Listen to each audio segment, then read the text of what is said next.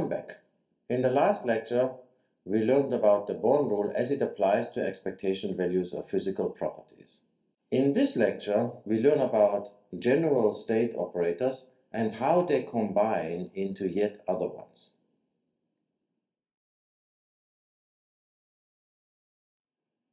So we talked about a more complicated source that, according to some lottery, emits the system in states described by the cats as J, where the jth state is emitted with a probability pj. And of course, these probabilities have unit sum. So this then is the statistical operator or state operator that describes the system as it is emitted by the source. And then, of course, we also have what we had before. We have, say, a basis of cats that I label with AK, and for each k value, we have this projector, the probability operator for the kth case, and the sum of these probability operators is the identity operator. So let's sort of combine all of these things and study some properties of the statistical operator. First thing to notice is that the statistical operator is positive. By that we mean that if I take the sandwich with any cat and its adjoint bra, could be one of those, but could be any other cat, then these numbers are never negative. And how do we see that? Well, if we just put it in, then this number that we obtain in this way is just a sum over these individual terms here, where we have the probability pj and then the sj bracket squared, and every single ingredient here is positive, so the whole sum cannot be negative. So we call an operator positive if all such sandwiches give positive numbers. Now we also notice that the state operator is its own adjoint. Well, that is sort of clear, because if you take the adjoint of this expression, then this bra turns into this cat turns into this bra, and these probabilities are positive numbers. They just turn into themselves. So the whole cat probability bra product turns into itself term by term, and therefore the row as a whole turns into itself if you take the adjoint. So rho is its own adjoint. Such operators are called Hermitian or self-adjoint,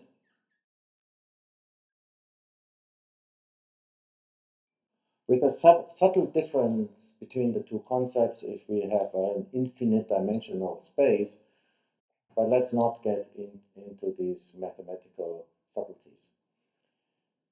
Another property is the trace of rho.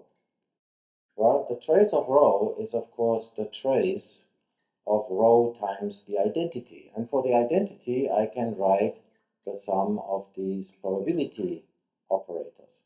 So this is just the sum of the trace of rho with all of these probabilities operators that appear here. So this is the sum over k for the probability of getting the kth outcome of the measurement for which we have this basis of cats describing the measurement outcomes. Now, one of the outcomes will be the case, so the sum over the probabilities for all outcomes will always be equal to the identity. Now we can go back here and convince ourselves that this is actually true for this situation, because if we use this expression and evaluate the trace, then we get the sum over j from 1 to j. Now the trace of this expression is the pj sj sj bracket. Now this is the bracket of a normalized cat, so each of these brackets is equal to 1, and the sum of these probabilities is unity, so we get 1 again. So we have these important properties. Rho is a positive operator, it is Hermitian, and it has unit trace.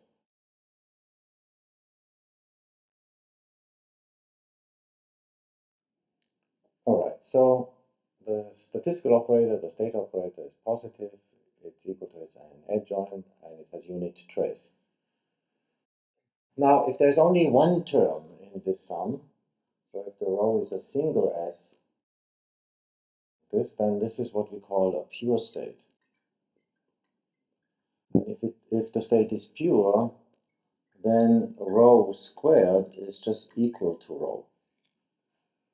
However, if we have a general situation where row is not just one term but several terms, and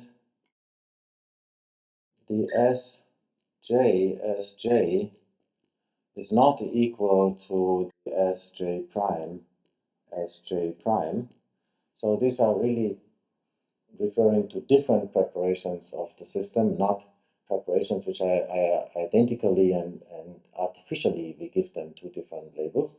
Now, if the label is different, these should really refer to different preparations in the source. Then the row squared is certainly different from row. And we see this in particular if we look at the trace of such a row squared. Now, for row we have such a sum, for the second row we have such a sum, so we end up with a double sum over, say, j and j prime from 1 to j. There's the probabilities for one of the rows, the probabilities for the other row, and then we have the Sj ket bar for one of the rows and the Sj prime ket bar for the other ones, and we take the trace of those. Well, that will just give us the Sj prime bracket squared. Now, in this sum, every single ingredient is positive, and in particular, these numbers are all less than 1.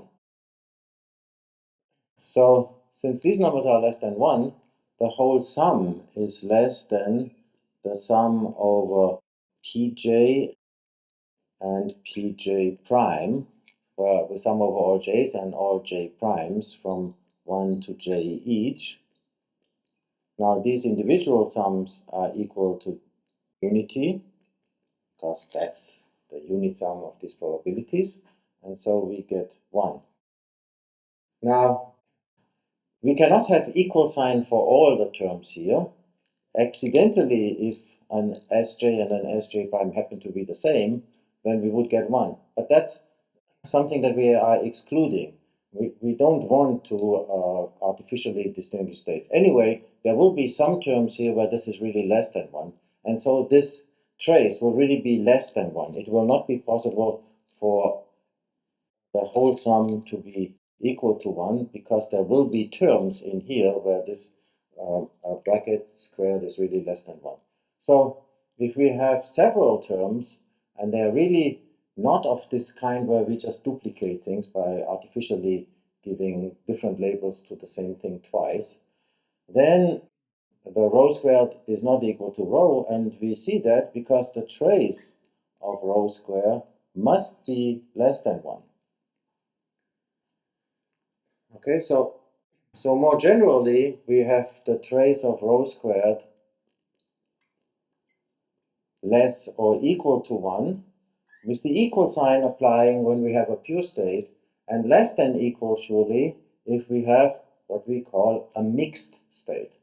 So this is a pure state, and if we have several terms, we call it a mixed state. So let's look at a simple example that illustrates this point. Let's consider a mixed state that is blended of S1 and S2, and we will just assume that this comes with a probability of 16/25, and this comes with a probability of 9/25. So of course these two probabilities add up to unity, as they should.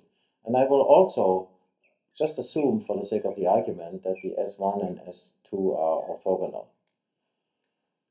Now if they are orthogonal, then S plus, which I take as a superposition of S1 with an amplitude of 4/5 and S2 with an amplitude of 3/5, then this will also be a normalized ket, and S minus, where I subtract, is another normalized ket. And these kets are superpositions of S1 and S2, different superpositions because of the different sign. But if I now use this S plus and S minus, then I can also blend the same row from S plus and S minus by having an equal weight mixing of S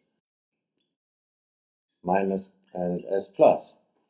So we blend the same mixed states either from S1 and S2 with weights 16/25 and 9/25, or we blend it from S plus and S minus with weights half and half.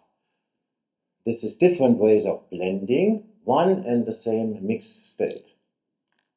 And once you have seen that, you can easily construct many more ways of blending the same row from different kinds of ingredients. For example, we could take half of this blend and half of this blend and make a new blend which has ingredients S1, S2, S plus, and S minus, and so forth. So as we just discussed, mixed states can be blended in many ways, which is to say that this mixture is unique, but the way of blending it is not. Now, as we just saw in the example where we had the S1 plus S2 blend and we had the S minus and S plus blend, and then I mentioned that we can also take this blend with a weight and add to it the other blend with a weight, we get a new way of blending. But that is just to say that if I have two statistical operators, rho 1 and rho 2, then I can blend more statistical operators from them by just taking rho 1 with a weight W1 and rho 2 with a weight W2, and then this is a new statistical operator, a new state operator, provided that these weights W1 and W2 are positive and have unit sum. Which of course also means that the individual weights cannot be larger than 1. So if I have a blend like this for rho 1 and I have a blend like this for rho 2, then I can just put them together and I get a new blend, and that will be the blend for yet another row. So if I picture the rho 1 and rho 2 as points in the state space of all those rows, which have all these properties of being positive, unit trace, and so forth, then along the line connecting them, I have the row with weights that corresponds to these distances between rho 1 and rho 2. So such sums along the line, but only the line that goes from rho 1 to rho 2, not beyond. Okay, so it's only this piece of the line that matters. That's called a convex sum. So convex sums of state operators are state operators.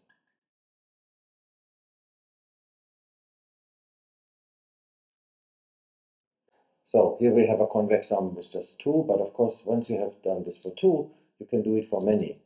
So if we have a list of state operators,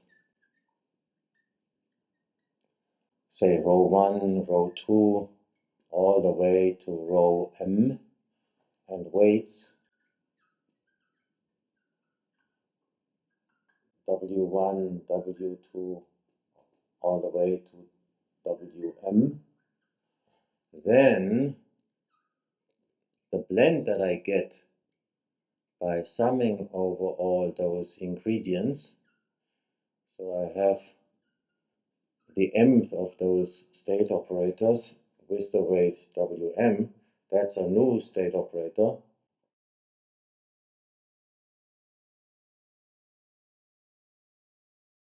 If these Wm's are all non-negative and have unit sum.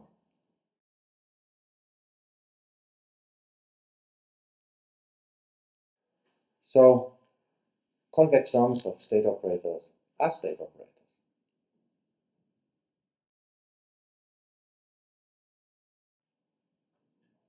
So there's a particular mixed state that we call the completely mixed state.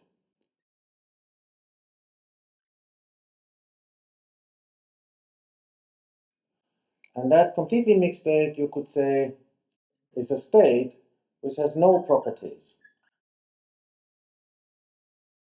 What do I mean with that? I mean that if we have a measurement for some property, and say the measurement has outcomes described by these kits, and so that we have the probability for the kth outcome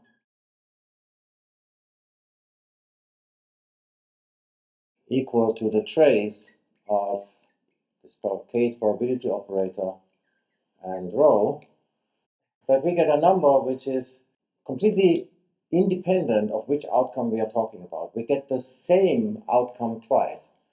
So which means that this probability is 1 over n if we have an n-dimensional quantum degree of freedom and this basis is made of n kits. So the sum here goes from 1 to n. And this should be true not just for one basis, but for all bases.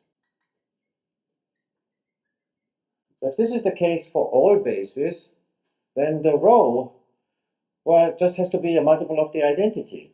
So the rho for the completely mixed state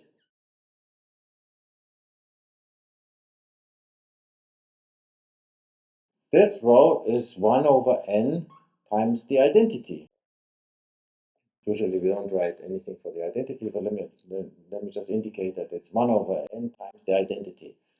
And then in an n-dimensional space, of course, this is a positive operator, is equal to its adjoint, and you take the trace and you get 1. And if you take the trace of rho squared, completely mixed squared, then that will just be the trace of 1 over n squared times the identity. The trace of the identity is n, so this is 1 over n. And that's actually the smallest value that you can get for the trace of rho squared. So the statement over there, where we said that the trace of rho squared is less than 1, we can now supplement by saying that the trace of rho squared is larger than 1 over n in an n-dimensional space. Meaning that such a sum of a basis kits has n different kits. Then this trace of rho squared cannot be smaller than 1 over n, and it will always be less than 1. And the equal sign over here is for pure states only. The equal sign over here is for the completely mixed state.